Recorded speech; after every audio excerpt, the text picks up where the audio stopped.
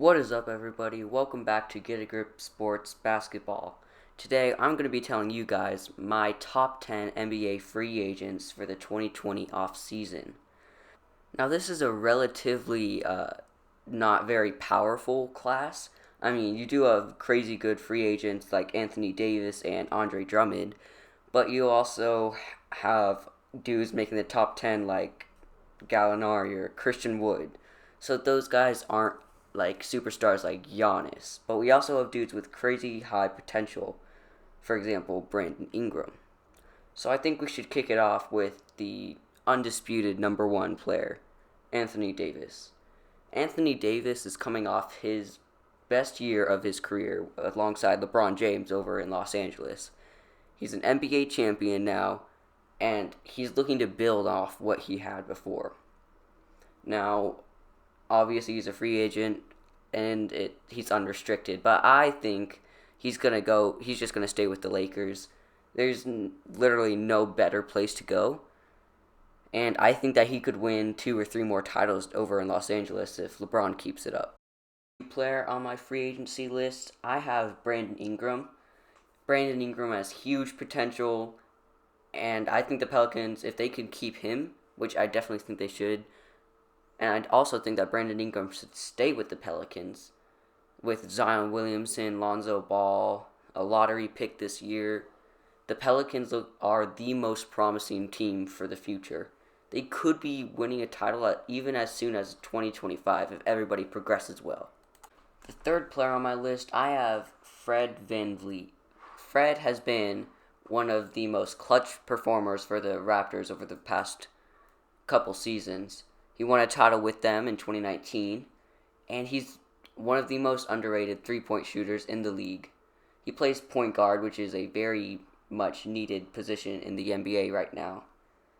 And he's 27 years old. He could go either way. He could wound up getting a huge contract or a Malcolm Brogdon-sized contract from reports. Or he could be getting a smaller contract, and he could perform very well. If he performs well with a smaller contract, he will be getting a big contract for next free agency. But if he performs poorly with a Malcolm Brogdon-sized contract, he will not be getting paid. So it's all up to how he plays. I really hope he plays well. I'm a huge fan of him.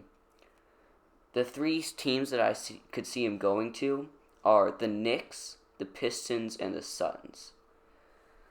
And I could also see him re-signing. That's one of the best things that he could do at this point. I think one thing that he could do is, I think his best option is signing with the Pistons. Christian Wood, who we'll get to later, could re-sign there. They don't have Andre Drummond anymore, but they have Blake Griffin, so that could turn into a team who would get like the 5th, 6th seed and could wound up making a run in the playoffs. So this is the most risk-reward ratio. He's reliable, so that's a good part. That's a good thing about him. So I bet he does well, and I bet he either re-signs or goes to the Pistons. Now for my 4th player on the list, I'm going to go with DeMar DeRozan. He is probably out of his prime, so he'll be looking to sign one more big contract.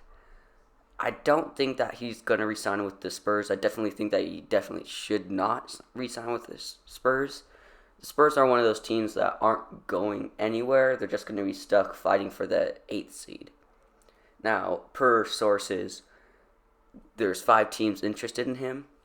The Magic, the Kings, the Pistons, the Rockets, and the Raptors. If I was DeMar, I would be going either to the Raptors to rejoin his old team or to the Rockets because they might be trading away James Harden, so he could be the number 1 star along with Russell Westbrook. I think that he's probably going to go to the Rockets or the Raptors, but I wouldn't be surprised if he ends up in a Magic jersey. Halfway through this list at number 5, we have Andre Drummond, one of the worst free throw and three-point shooters I've ever seen. He's definitely a very effective big man, and there's 4 teams interested in him: the Hawks, the Celtics, the Raptors, and the Mavericks. I don't see him going to the Mavericks, And if I was him, if I wanted to win, I'm not going to the Hawks. So I would probably go to the Celtics and become their main big man, or the Raptors, because Pascal Siakam has kind of stopped being a big man and is now more of a point guard. So he might resign with the Cavs. I definitely don't see it happening, and I really don't think he's going to go to the Hawks either. Next up is the injury-prone Gordon Hayward. Now, sources have come in and say that he might get traded to the Pacers, but honestly, I think he should just stay with the Celtics and sign like for 2 or 3 more years, because the Celtics are actually going places. They have opportunities to win titles. I don't think the Pacers are going to win a title anytime soon. So if he wants to win, he goes to the Celtics. If he wants money, he goes to the Pacers. Number 7 on the list, I have Montrezl Harrell. He picked a perfect time to win 6th Man of the Year and break out. Like 17 points coming off of the bench, that's unheard of. He looks like he has potential to be a superstar, and he has multiple teams interested in him. And he just recently hired an agent, which points towards he's going to go elsewhere. But he should just stay with the Clippers. I mean, the Clippers have a small window to win a championship with Paul George and Kawhi Leonard. So they're going to have to make the most of it, and they're going to make some big moves.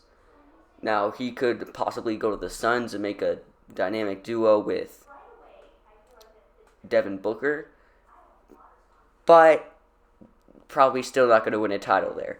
He could also go to the Hornets, but he really shouldn't. The Hornets are just a train wreck. So his best option is the Clippers, but I could see him going to the Suns. Next up on the list is Danilo Gallinari. He's just gotten better with age. Reports are coming in that he could get a reunion with the Nuggets, but on a smaller contract, which I think makes sense. He definitely does not deserve a huge contract. The Heat need a forward, and they're interested in him, so that could be interesting. And the Suns are also... The Suns... Nobody should go to the Suns unless that's their only option. Or if it was the Sun or the Hornets, I'm taking the Suns. But he can decide between the Heat and the Nuggets. Definitely going with the Nuggets. Next up on the list is a risk versus reward ratio that is not very high. He could be a next Stephen Curry, or he could be another flop. Bogdan Bogdanovic, small forward from the Kings. The Kings have offered him a 4-year, $51 million extension. I think that he should probably decline it because the Bucks and Heat have been reported to be interested in him. The Hawks and the Suns have also been interested in him. And the Kings aren't going anywhere. So the Bucks are probably his best option. But they might not sign. If they don't sign him, then he's probably stuck in a big hole, because he probably can't go back to the Kings, and he'd probably just have to go to the Suns. And finally on this list, I have Christian Wood. Christian Wood, I'm not sure why ESPN is talking him up so much. Lots of people are talking him up. I don't think he just got better. He's averaging like 9 points a game, which is not impressive. But he's getting lots of offers. But I think he should re-sign with the Pistons, because I could see the Pistons getting a lot better. I mean, they have Derrick Rose already, who's playing out of his mind. Christian Wood, who could get better. If he doesn't get better, I won't be surprised. If he just keeps playing how he is, I honestly would not be surprised. I don't see huge potential in him. I mean, he's been a journeyman for his entire career until he found a place with the Andre Drummond list Pistons. So I think he's going to resign, but the Bucks are still an option. Thank you guys for watching. As always, don't forget to like and subscribe, and I will see you next time.